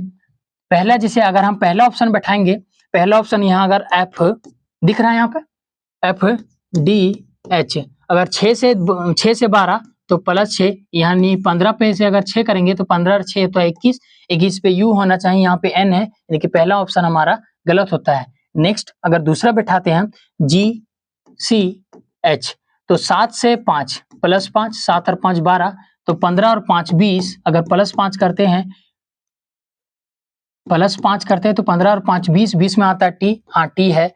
फिर C से +5, 5 और 3 8, उसी तरह से 11 और 5 16, 16 में P, T भी P है। उसके बाद लास्ट है, लास्ट कहाँ गया, LCH, H से M, 8 से H से M, यानी कि यहाँ पे भी +5, तो 16 और 5 21, यानी इसमें भी +5 और इसमें भी +5, तो TPU इसका कोड बना, +5 दोनों में हो रहा है, यानी कि दूसरा ऑप्शन हमारा सही है। आपका अगर किस्मत है, आपका अगर ऑप्शन उठाना चाहते हैं, अगर मान लेते दूसरा में उठाए और आपका पहले ही आ गया तो आपका समय बच जाएगा। अगर आप नीचे से उठाते हैं तो नीचे चेक करेंगे, फिर तीसरा चेक करेंगे, फिर दूसरा चेक करेंगे, उसमें से टाइम खराब होगा। आपका वो किस्मत है कि आप कौन सा ऑप्शन उठाते हैं एग्जाम में, ठीक। तो ये हमारा बन गया। ये अगर GCH अगर यहाँ रखें तो +5 और O के P के जगह अगर +5 करे तो TPU, और TPU है प्रतिशत की जगह, ठीक। ये हमारा हो गया 30वां कौन सा आंसर हो गया B, ठीक। नेक्स्ट क्वेश्चन नंबर 31वां, निम्नलिखित में से कौन सा अक्षर समूह के दी गई श्रृंखलाओं से संबंधित है, यानी कि इससे ये है, इससे ये है, इससे ये है, तो अगला यहाँ पे प्रश्न चिन्ह के स्थान पर कौन सा वर्ड आएगा, ठीक। आइए देखते हैं इसको भी बना के। जैसे 15 और 2 17 +2, 17 और 2 19 +2, 19 और 2 21 +2, और 21 और 2 +2, यानी 21 और 2 23, और 23 में होता है W। हम 23 घंटा काम करते हैं, 1 घंटा मात्र आराम करते हैं, तो 23 W से शुरू होगा, W से ये ऑप्शन खत्म, बाकी W से 3 ऑप्शन बचा हुआ है, ठीक। नेक्स्ट 11 से +1 12, 12 से +1 13, 13 से +1 14, और 14 से आप +1 करेंगे तो 14 और 1 15, 15 में आ जाएगा O, यानी कि WO से हमारा शुरू होगा, WO तीनों ऑप्शन में है। अब एक काम करते हैं, पूरा बना ही लेते हैं, ठीक है। उसके बाद 9 से 7 -2, 7 से 5 -2, 5 से C -2, और C से अगर -2 करेंगे तो आएगा C, यानी कि 3, और 3 में 2 घटाएंगे 1, तो WO भी खत्म, WA, अब 2 ऑप्शन बचा आपके पास। उसके बाद अब अंक वाला है, अंक वाला ये तो मल्टीप्लाई है, जैसे 4 दूनी 8, 8 दूनी 16, 16 दूनी 4 और 4 8, 8 और 4 12, 12 और 4 16, तो 16 और 4 20 होगा, यानी कि +4 इसमें होगा, 16 और 4 20, तो WOA 20 सही होगा, ना कि 24, यानी कि हमारा ऑप्शन हो जाएगा इसका C नंबर, WOA 20। इसमें +4 किया, और अल्फाबेट में पहले किया +1, पहले किया +2, उसके बाद -2, उसके बाद +1, ठीक। नेक्स्ट क्वेश्चन नंबर 32वां, अमरूद अंगूर के पिता का इकलौता भाई है, अंगूर आम की माँ है, सेब कीवी का भाई है, तो फलना चिलना ढकना से, ये ब्लड रिलेशन का क्वेश्चन है। ये A भी दे सकता है, इसमें नाम भी दे सकता है कि सीता जो है वो राम जो है वो सीता के पति हैं, है ना, लक्ष्मण जो है राम का भाई है, ठीक। तो ये 32वां क्वेश्चन, आइए इसको बनाते हैं। पहले किस तरह से ये बनेगा, अमरूद जो है वो अंगूर के पिता का भाई है, यहाँ पे मान लेते हैं अंगूर है ये, ठीक। ये हो गया अंगूर, ये लड़का है, ये लड़की अभी तक नहीं पता, अगर हम फल के दृष्टि से देखें तो ये लड़का है। अमरूद जो है वो अंगूर के पिता का भाई है, अंगूर के पिता, ये रहे पिता, इसका ये भाई है और इकलौता भाई है, यानी कि ये आपस में 2 ही भाई है, और ये भाई है जो कौन सा भाई बचा, तो वो है अमरूद। यहाँ पे हम छोटा छोटा लिख दे रहे हैं, ठीक, आपको समझ में आ जाएगा। अमरूद अंगूर के पिता का इकलौता भाई है, अमरूद अंगूर के पिता का इकलौता भाई है, यानी ये प्लस है, ये दोनों भाई है, ये इसका बेटा है, ये इसका भाई का पिता, यानी कि ये इसका अमरूद जो अंगूर का चचा लगेगा, तो वो तो हमें नहीं पूछा है। आगे बताते हैं, आम जो सेब की माँ है, ना ही यहाँ पे आम नजर आ रहा है, ना ही यहाँ पे सेब नजर आ रहा है, तो आप खाएंगे क्या, कद्दू, यानी कि आगे देखेंगे तो सेब कीवी का भाई है, ये भी नहीं, सेब के नाना की पत्नी अंगूर की दादी भी है, हाँ यहाँ से एक बन सकता है, इसमें आगे बढ़ सकता है कि सेब के नाना की पत्नी, सेब के नाना की पत्नी अंगूर की दादी है। अंगूर की दादी कौन होगी? अंगूर के पापा हैं और ये पापा की मम्मी है ना। आपके पापा की मम्मी आपकी दादी होगी ना। हाँ, उसी प्रकार अंगूर के पिता की माँ यानी कि अंगूर की दादी। अंगूर की दादी कौन है? तो सेब के नाना की पत्नी है। ये सेब के नाना की पत्नी है यानी कि सेब के नाना कहीं ना कहीं इसके पिता रहे होंगे, है ना। सेब के नाना कहीं ना कहीं इसके पिता रहे होंगे यानी कि अंगूर के जो दादी है वो सेब की नानी है। सेब के नाना की पत्नी यानी कि सेब की नानी है, तो ये सेब के नाना हुए और ये इसकी कोई भी बेटी होगी और इसका जो बेटा होगा वो सेब होगा यहाँ पे। ठीक है, यहाँ पे कुछ समझ में आया? फिर से देखिए, ये सेब होगा। सेब के नाना की पत्नी अंगूर की दादी भी है। सेब के नाना की पत्नी अंगूर की दादी है, इसके पापा की माँ ये अंगूर की ये दादी है और ये किसकी नानी है? तो सेब की नानी है यानी इसकी मम्मी, इसके मम्मी के पापा नाना और ये नाना की पत्नी नानी यानी कि ये इसकी नानी है। अभी ये आम है कि कटहर, इडली, महुआ है, कुछ नहीं पता। ठीक, अब जो छूटा था वो बना सकते हैं हम। आम जो है वो सेब की माँ है। आम जो है वो सेब की माँ। हाँ, इसकी माँ अब कंफर्म हो गई, यहाँ पे आम होगी। आम होगी यानी कि माइनस होगा, इसकी मम्मी आम है, उसके पिता ये नाना नानी। ठीक, और आगे भी बोला है कि सेब जो है वो कीवी का भाई है। सेब जो है वो कीवी का भाई है, तो यहाँ पे कीवी होगा। सेब जो है वो कीवी का भाई है, ये प्लस वो बहन है इसकी कि ये दोनों भाई बहन है या क्या है वो अभी नहीं पता। तो ये हमारा कंप्लीट हो गया सीरीज। और पूछा क्या है कि आम का अमरूद से क्या संबंध है? आम का अमरूद से, अमरूद कहाँ है? अमरूद ये रहा, आम ये रहा। आम का अमरूद से क्या संबंध है? यानी कि आम जो है वो अमरूद का क्या लगेगा? तो इसका भाई, भाई की बहन, भाई की बहन यानी कि इसकी भी बहन, तो कहीं ना कहीं ये भी, अगर ये मम्मी पापा है, ये इसका बेटा, ये इसकी बेटी है, तो ये दोनों भाई बहन। तो ये अगर भाई बहन और ये इसका भी बेटा है, तो ये इसका भाई और ये भाई की बहन यानी कि ये इसकी भी बहन लगेगी। अमरूद जो है वो आम की बहन लगेगी। तो ऑप्शन में है मौसी, माँ की बहन, बहन की पुत्री, न, ये सब गलत। इसका चौथा ऑप्शन डायरेक्ट सही हो जाएगा, ये आम, अमरूद जो है वो आम की बहन है। तो ये ब्लड रिलेशन था। नेक्स्ट क्वेश्चन नंबर 33वां। ठीक, 33वां क्या है? निम्नलिखित संख्या के युग्मों में प्रत्येक दूसरी संख्या पहली संख्या से इस प्रकार संबंधित है, तो बताइए कि उसमें से 4 ऑप्शन आपको दिया हुआ है, इसमें से 3 किसी न प्रकार से सेम है और एक जो है वो भिन्न है, वो वही भिन्न को आपको छांटना है। ठीक, नेक्स्ट, अगर 17 दिखे तो 17 का अगर स्क्वायर करते हैं हम, तो 17 का अगर स्क्वायर करते हैं तो 289 होता है। अगर 289 में अगर हम 14 जोड़ देते हैं तो आया 303। और ये 14 कहाँ से आया वो नहीं पता, क्योंकि 14 हम सब में जोड़ेंगे। इससे अगर रिलेटेड नहीं है 17 से 14, तो 14 हम सब में जोड़ेंगे। उसी प्रकार अगर 28 का स्क्वायर करेंगे तो डायरेक्ट सीधा सीधी 484 होता है और 484 यहाँ पे दिया हुआ है। लेकिन अगर हम इसको चेक किए और ये दोनों में से कोई और चेक करेंगे, अगर ये इसके जैसा ये दोनों कोई और मिला तो इसको हम मार के निकल जाएंगे एग्जाम में, इसको ज्यादा टाइम नहीं देंगे। उसी प्रकार 24 का स्क्वायर होता है 524 और प्लस में अगर हम वही 14 जोड़े तो 4 और 4 8, 2 और 1 3, 538 होगा। यहाँ 590 है। और सॉरी 24 का स्क्वायर 576 होता है, सॉरी माफ कीजिएगा, थोड़ा मिस्टेक हो गया। 24 का स्क्वायर 576 होता है और 576 में अगर 14 जोड़े तो आपको आ जाएगा 590। तो ये भी सही है, ये भी सही है, तो जाहिर सी बात है ये भी सही होगा और ये गलत होगा, क्योंकि 28 का स्क्वायर यहाँ पे सीधा सीधी है, यहाँ पे 14 नहीं जोड़ा हुआ। 19 का स्क्वायर होता है 361 और 361 में अगर 14 जोड़ेंगे तो 375 होगा यहाँ पे। ठीक, 375 होगा, यानी कि हमारा ऑप्शन कौन सा सही हो गया? बी नंबर, क्योंकि 28 का स्क्वायर 784 और 784 में अगर 14 जोड़ते तो 798 यहाँ होना चाहिए, जबकि यहाँ पे है 784। ये 33 का क्वेश्चन हो गया, आंसर हो गया बी। नेक्स्ट क्वेश्चन नंबर 34वां और आज का सेकेंड लास्ट क्वेश्चन। 4 समूह दिए गए हैं जिनमें से किसी प्रकार से 3 समान है, 1 भिन्न है। तो ये आपका अल्फाबेट में 4 समान दिया गया है, 1 भिन्न है, तो उसको छांटना है। जैसे जी आता है 7 पर, ई आता है 5 पर -2, 10 जी आता है 10 पर, एच आता है 8 पर -2, वाई आता है 25 पर, डब्ल्यू आता है 23 पर -2, 11 आता है के पर, 9 आता है, आई आता है 9 पर, यहाँ पे भी -2। अरे यार ये तो सब में -9।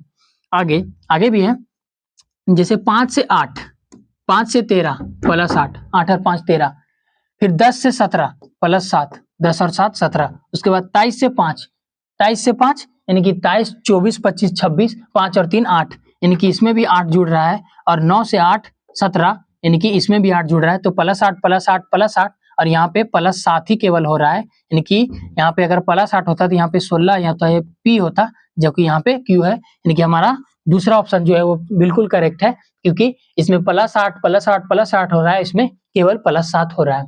ठीक, नेक्स्ट क्वेश्चन नंबर 35वां और आज का अंतिम सवाल, ग्रीन को लिखा गया ये कोड, उसी प्रकार ब्लू को लिखा गया ये कोड, तो व्हाइट का कोड कौन सा होगा? व्हाइट का कोड कौन सा होगा? आइए हम बनाते हैं इसको। जैसे ग्रीन आता है, जी आता है 7 पर और 7 से 20 लिखा है, तो कहने का मतलब कुछ लॉजिक समझे आप? 20 और 7 27, यानी कि अल्फाबेट में टोटल 26 लेटर होते हैं और अगर 27 लेटर जोड़ के हुए तो वो एक दूसरे का अपोजिट लेटर होंगे। तो 7 से 20, 20 और 7 27, 18 और 9 27, 5 और 22 27, फिर 5 और 22 27 और 14 और 13 27, यानी कि ये अपोजिट लेटर है, आपस में अपोजिट लेटर है। ठीक, तो 25 और 2 27, 12 और 15 27, 21 और 6 27, 5 और 22 27, यानी कहीं ना कहीं हमें एक लॉजिक मिला कि ये अल्फाबेट अपोजिट लेटर है ना, ये अपोजिट लेटर है। इसी प्रकार व्हाइट का अपोजिट लेटर देखेंगे तो 23 है, 23 में क्या जोड़ेंगे? 27 आएगा 4 और 4 में होता है डी। डी से कोई ऑप्शन है? अच्छा, अंक लिखना है ना, डी का 23 होता है और 23 में क्या जोड़े? 4, जो कि 27 हो, 4 सभी ऑप्शन में है।